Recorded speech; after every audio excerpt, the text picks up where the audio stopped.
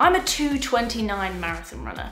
That time was good enough to get you to the World Championships last year. It's the same time run by the 6th place finisher at the Tokyo Olympics, and it ranks me 2nd in the UK this year. But it's still too slow to get me into my next marathon. I'm going to explain all in today's video, which is brought to you by Shocks, and you'll hear more on these guys later on in the video. So what is this marathon that is so elite that a pretty respectable 2:29 isn't fast enough for?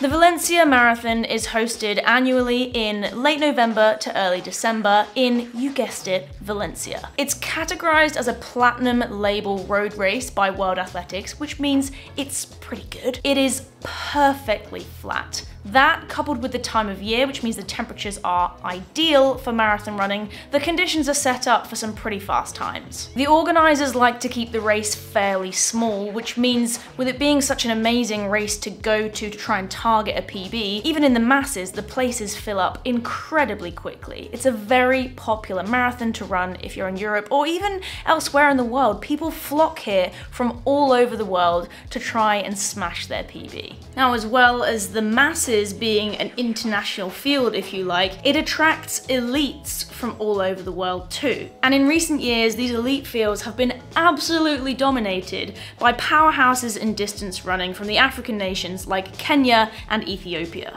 The race hasn't been won by a non-African runner since 2009. So the quality of these elite fields are amongst the best in the world, and with times tumbling, getting faster year on year, it's pretty difficult to get into this race. There's a limited number of elite spaces, which means the organizers can choose from the best amongst those that want a spot. So you need good contacts and good credentials. I'll get to why I can't do this race next, even though they gave me a spot. But first, I need to get my run and gym done because it's Saturday, which means I've got an evening double as well, which means if I don't get out the door soon, I'm gonna miss the boat for the triple day.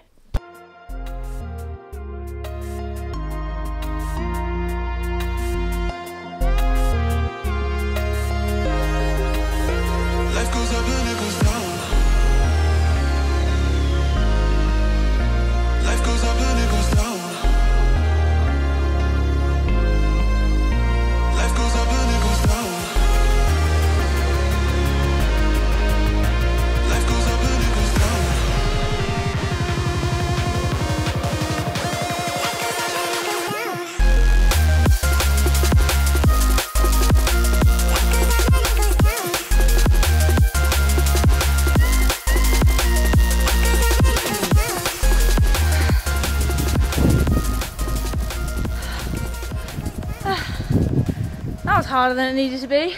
Cursing my past self this morning. This morning, Phily did what I like to call productive procrastinating, which is why I did my cross train followed by my run this morning, if I can even still call it this morning. It's actually definitely the afternoon, and now I have my gym session to do. So we have slammed a triple day into a triple sesh. I would not recommend.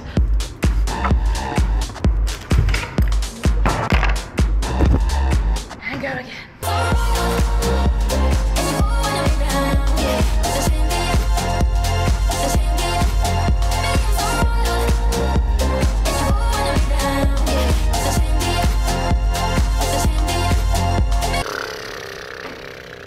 I am done. Food is needed.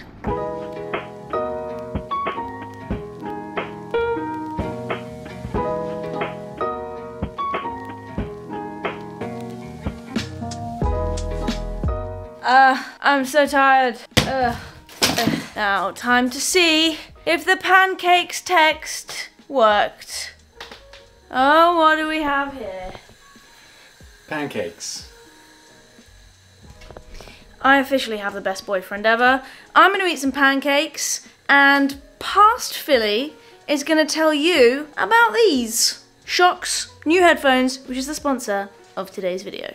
Just shut up, shut up, shut up, just shut up, shut up. I've literally just got back from my run. Hence the chalky milk How good was my run? Well, it was very good actually, because it was filled with the funky beats thanks to these new Shox headphones, the open fit headphones from Shox.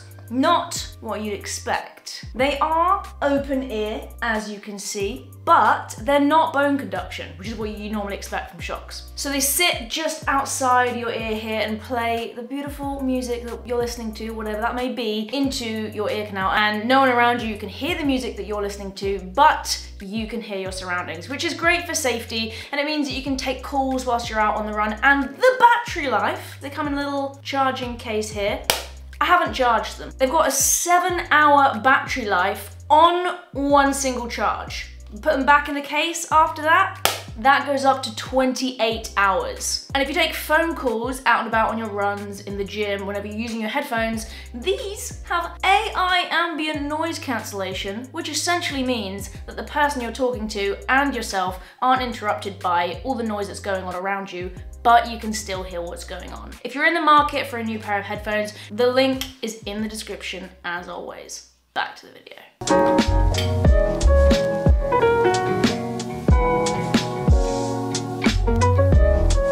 Delicious pancakes, thank you very much, sir. This is your sous chef. This is the one that doesn't like being picked up, but yes, she is my sous chef. Did you make the pancakes?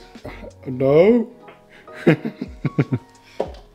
Alright, I need to wash. I'm filthy. Yes, you are.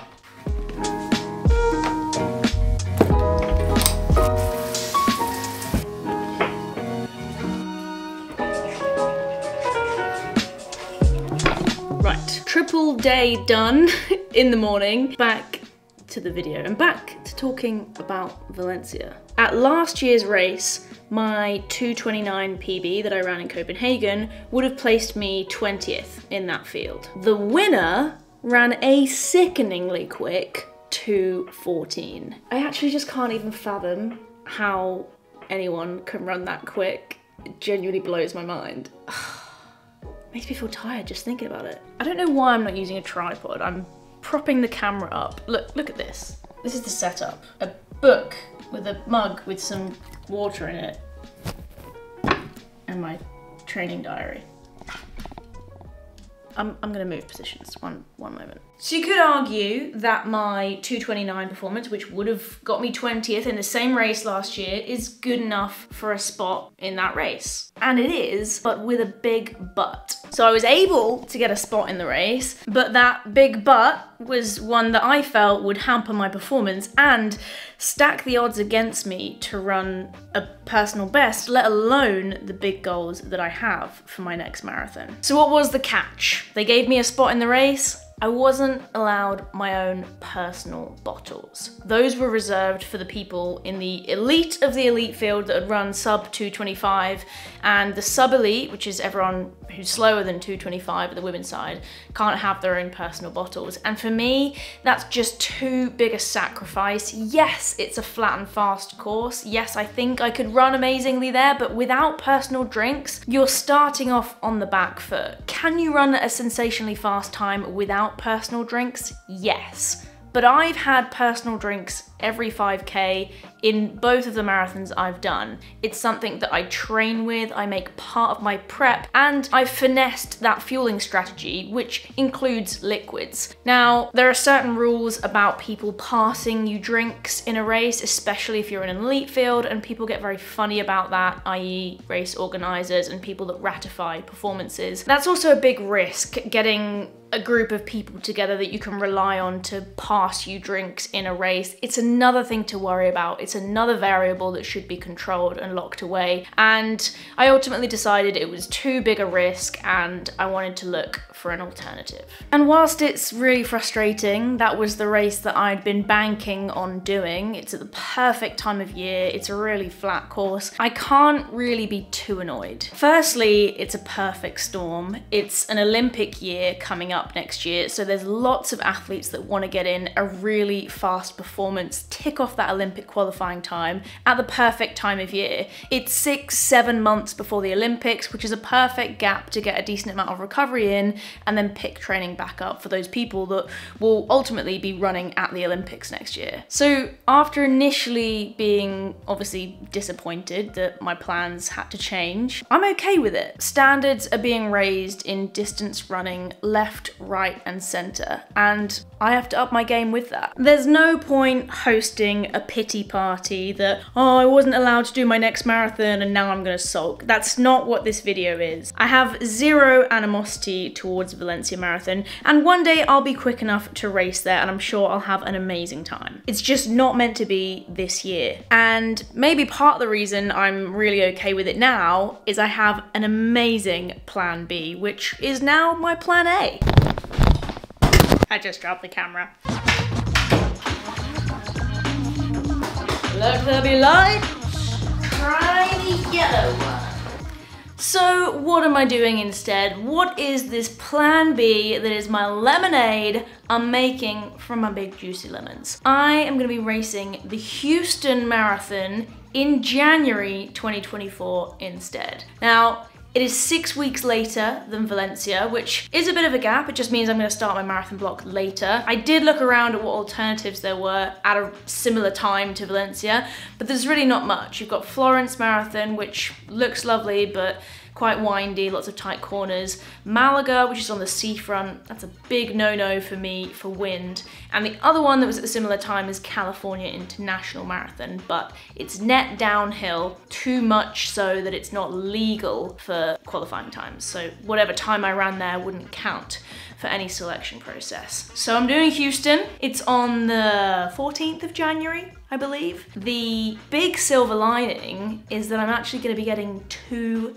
exposures to altitude, 2 altitude camps in instead of 1. How? Why? Well, I'd already booked my camp to Font-Romeu, which I mentioned in my last video. I'm going from mid-October to mid-November, and that was going to be perfect timing for Valencia because I'd come down 3 weeks before the race. That camp is booked. Everything is non-refundable, so I might as well still go, but it's gonna be the first 5 weeks of my block instead of the sort of mid-chunk, if you like. I still really wanna go to altitude though, just before the race, because I know that coming down from altitude and racing really works for me. It's what I did last time, and both physically and mentally, it's what I need to do to get the best performance out of myself. So I'm coming down from Font-Romeu on the 12th of November. I'm gonna be down for a month, and then I fly up to Flagstaff for a month and go straight from there to Houston, which means I'm gonna be away for Christmas. My family might just kill me, but I'm gonna try and convince them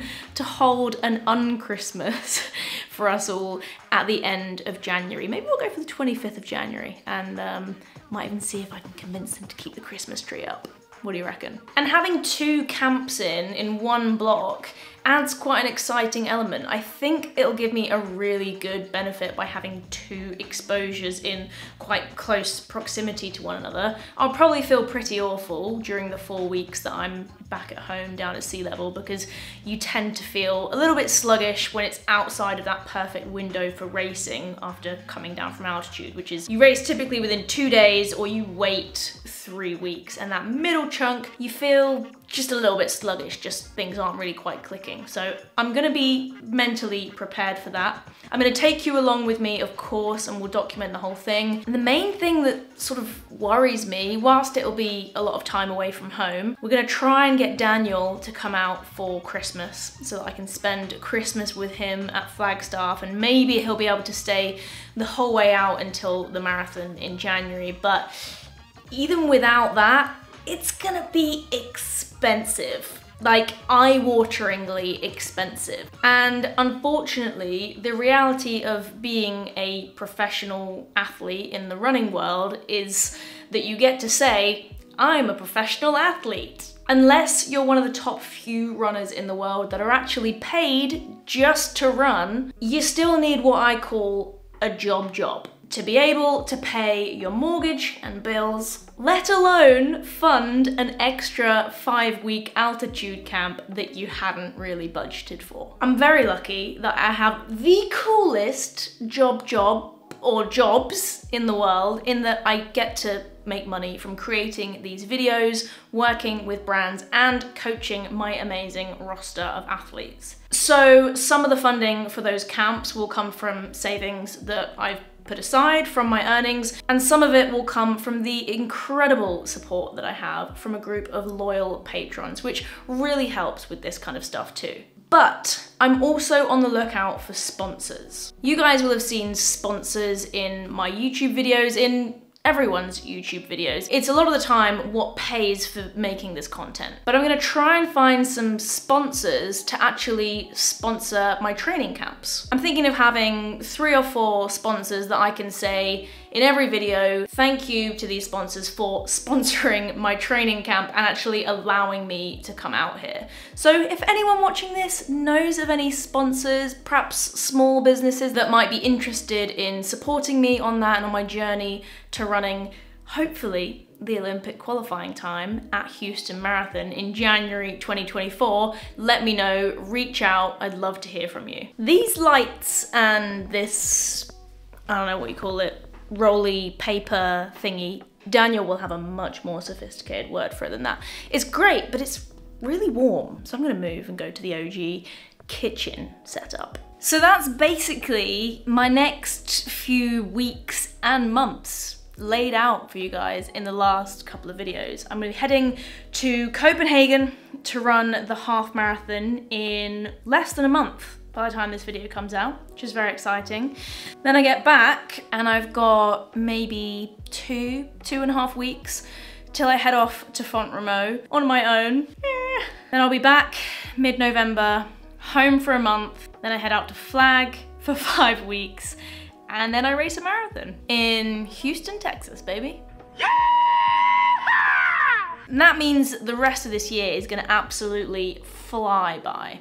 Obviously, I'm gonna keep making these videos every week, maybe even more often than that. We're thinking of trialing a few extra uploads whilst I'm away. So let me know what you wanna see, both whilst I'm on camp and away from home, training on my own, but also just generally. What are you interested to see? Thank you so much for watching these videos. Thank you to my patrons for the amazing support. I wouldn't be where I am without all of you, and I just love this game. And I love the grind.